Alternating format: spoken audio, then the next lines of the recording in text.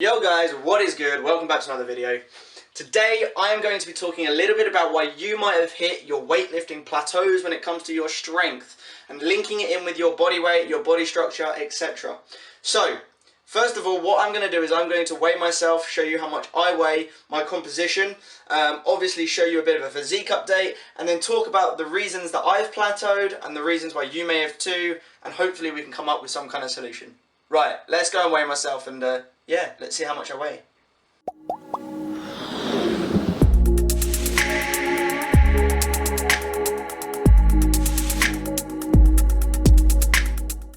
Guys, so I'm going to be using these scales. I think they are Weight Watchers. They're the kind of scales you can see they've got the little metal strips on them that essentially when you step on them they also measure like how much water your body is currently containing, fat, etc. I can't guarantee they're the most accurate scales. I mean, I'm never really too sure how accurate these kind of scales are anyway, but the whole point when it comes to weighing yourself, as long as you do the same thing every single time, then even if it is a few kilos out, or even if the body fat percentage doesn't quite read accurately, at least you're doing the same thing every single time, so you're not changing your scales, because if you change the scales, then you're not measuring yourself correctly, right?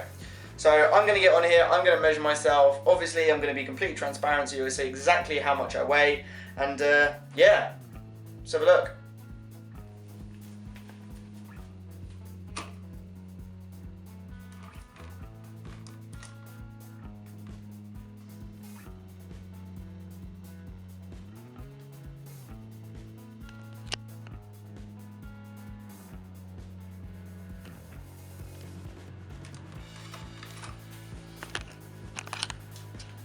Okay guys, so there you have it. That's how much I weigh. Just over 70, well, close, coming up to 72 kilos. I'm on about 20% body fat right now, so I could be leaner, but to be honest with you, I'm not dieting in such a way that I want to cut, if that makes sense. So that is kind of like where I'm at resting. Obviously, if I were to try and go on a cut and drop my body weight, then my fat percentage would go down. And obviously I've got about 58, I think it said about 58% water, something like that, which, I mean, we all know anyway because our body is mostly water, right? But essentially when you bulk and you've got more food in you, a lot of it is water weight, so the heavier you are, the bigger you are, the more percentage water weight you'll have, right? So yeah, so that's how much I weigh, and essentially we'll go and sit on the sofa, get a bit more comfortable, and then I'll go talk about the main points. Okay guys, so this is my current physique. My training, I've done a few videos recently when it comes to training. My training is sort of, I don't know, I kind of got really bored of the whole bodybuilding style split. I'd go in the gym and I'd just get bored, so now I kind of mix my workouts up. Today I've done compound chest press, a bit of shoulder work, and then finished with some arms. So this is my current physique. I'm obviously fairly lean, could be leaner as I said just now. Still got, excess fat around my side here, but in terms of my main core, you can see I've got a bit of fat, but it's nothing crazy. My legs don't retain any fat whatsoever, not really, so they always look relatively good. My arms maintain a little bit, but when I flex it just kind of, yeah. But anyway, so here is my current physique.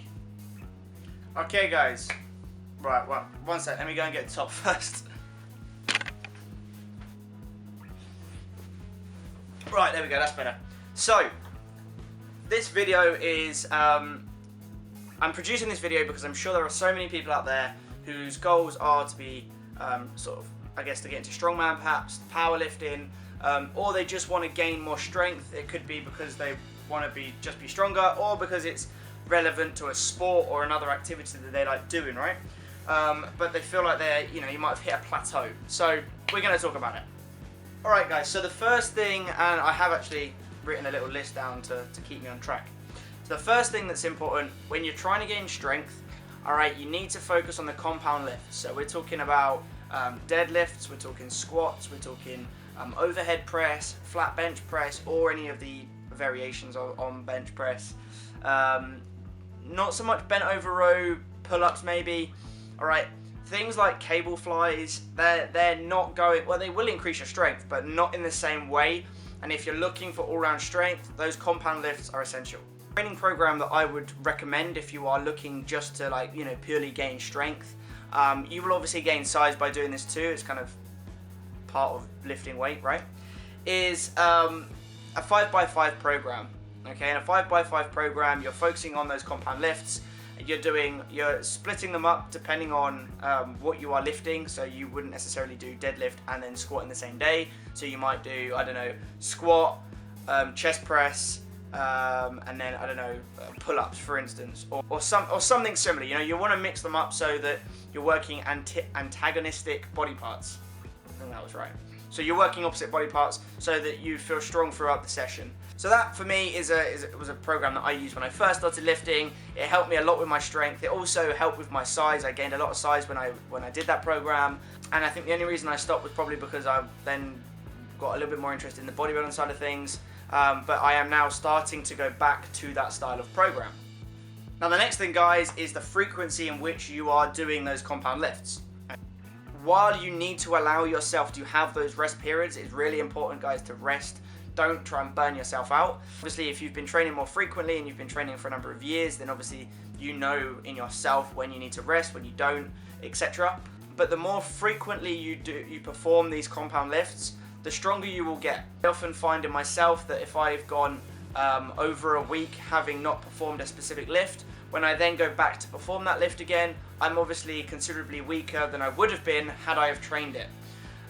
Again, obviously I'm not saying that I'm squatting 4 times a week, because I'm not, but if I can squat twice a week and I feel comfortable and I feel good, then my squat is going to be stronger, it's going to feel more comfortable as well, and ultimately my strength will go up with that. Alright, guys, so once you've got your training program sorted, once you've got your frequency sorted and you understand how those two work together, the next thing is form. And I know every fitness YouTuber on the planet speaks about form at some point, so I'm going to keep it short.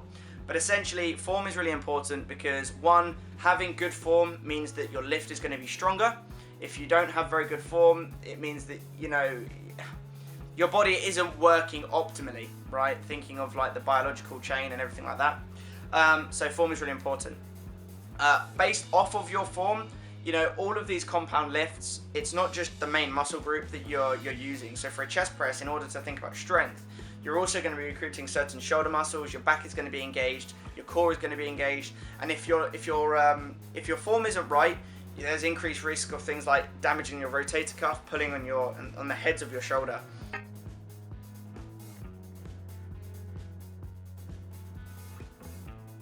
Squat and deadlift, your lower back is always going to be involved. But obviously, if you're squatting and you're bent over at the hips,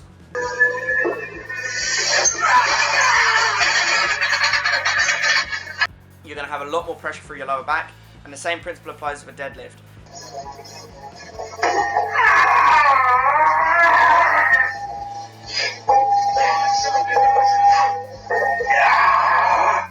If you're just lifting off the floor and your shoulders are curved forward, a lot of pressure is going to be going through your hips and through your lower back. And when that happens, obviously, it's not as efficient for the lift, which means that you're not going to be able to lift as much weight. And there's also increased risk of injury, and you're going to ache a lot longer. Okay, guys, and the last point, and kind of what this video is all about, and that is, in order to become stronger and in order to lift those heavier weights off the floor, it's all about force. Now, scientifically, force is any interaction with an object, right? So you need force to be able to pick something up, you need force to be able to push something, you need force to be able to pull something. Now, the scientific equation behind force is mass multiplied by acceleration. So the weight of something that is pushing or pulling multiplied by the speed in which it can go, okay? So in order to have the best amount of force, you need to be able to do something quickly and have weight in order to do it. Now, in short, what that means is that if you are smaller, if you are lighter, if you don't have as much weight behind you, your lifts are always going to be restricted because you will not have that force to be able to lift it off the ground. A prime example is something like a deadlift, right? If you are not heavy enough, if you do not have enough weight behind you, there is always going to be a limit to the weight that you can lift. And I mean, Christ, the world record is 500 kilos, right? Half a ton. Eddie Hall lifted it. I think it was last year he lifted it. The man weighs ridiculous amounts. I mean, we're talking over, I think he was like 190 kilos, closer to 200 kilos. That is serious weight. And don't get me wrong, there are obviously health aspects to that, and he's spoken a lot about it. But that was the heaviest he was at, and that was the heaviest lift that's ever been done. So, like me, if you are on the lighter side of things, obviously as you saw from the beginning of this video, I am currently 72 kilos. Because of my weight, I'm always going to be restricted by how heavy I can go. So at the moment, my PB for deadlift is 200 kilos, which I was over the moon about lifting. My bench press is 100 kilos, which I've hit recently. I'm not really sure about my overhead press because I don't train it that frequently, so I don't really know about that. But my PB for squat, I have hit 140 in the past, but at the moment I'm comfortably hitting 130. And obviously my aim is to try and improve those numbers over time. However, going off the science of the force required to lift weight, half of the equation is weight, right? Kilos, mass. So if you are not actively trying to gain weight, and if you're not trying to actively get larger and bigger, you are always going to be limiting yourself when it comes to your strength. So yeah guys, you need to have a little bit more body weight on you if you want to see those lifts progressing. The only problem with that is naturally, as you start to get bigger, you will also naturally gain more fat, right? Because that's just kind of how it works. When you're in a calorie surplus, you're gaining more calories than your body's burning. You will obviously gain a bit of fat, and to be honest, it's probably one of the biggest reasons why I kind of don't want to go there. I really like the way I look. I like being lean. I like being quite athletic. So I have this fear that if I start bulking, if I start trying to get a bit bigger in order to improve those lifts, that I will then lose my current physique. So this is a battle that I have, as well as I'm sure you have too. So yeah, you have to have a trade-off. You have to decide whether you want to look shredded and have that appearance, or if you want to be stronger. There's no problem with getting a bit bigger, gaining a bit of strength, and then cutting back. But obviously, if you cut back, it's going to affect your strength. Hey guys, I'm pretty sure I've hit everything on my list. Yep. Right, I'm going to wrap the video up there. Hope you guys enjoyed it. Hope you found it useful. I am going to probably start trying to gain a little bit more weight. I'm not going to be... The thing that's important isn't to rush these things, okay? It takes a long time.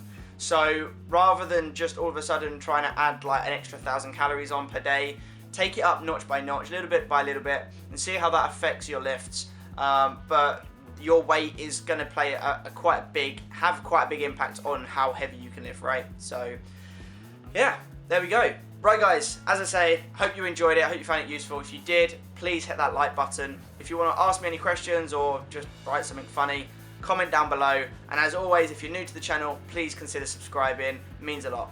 Right, see you next time guys, peace!